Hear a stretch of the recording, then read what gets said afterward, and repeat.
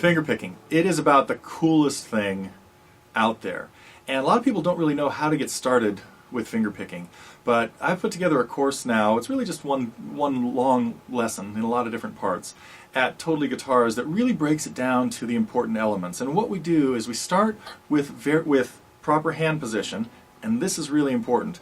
You want to make sure that you use 3 fingers without an anchor, and that your thumb plays the 6th, 5th, and 4th strings, and your fingers play the top 3 strings. Generally, your index finger on the 3rd string, your middle finger on the 2nd string, and your ring finger on the 1st string. And the first thing you have to get down is a very simple arpeggio. I'm just hitting the 6th string, then the 3rd, then the 2nd, and then the 1st. And the hand position needs to be so that nothing else is moving when you strike a string. You don't want this to happen.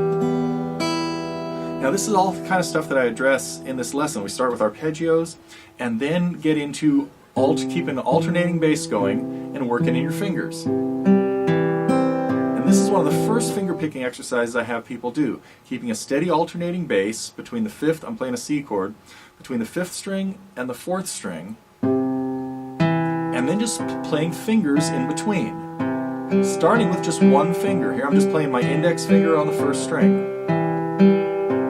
Then working on playing your middle finger on the 2nd string. So these are, again, the fundamental exercises and drills, then your ring finger playing the 1st string.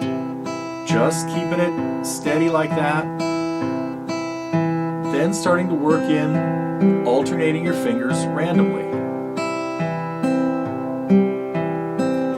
Anyway, and the rest of this, so get all that stuff down, and then if you want to see more of this whole lesson is up at TotallyGuitars, of course, as part of the Target program, but really takes you from beginning stages of fingerpicking up to doing things like this.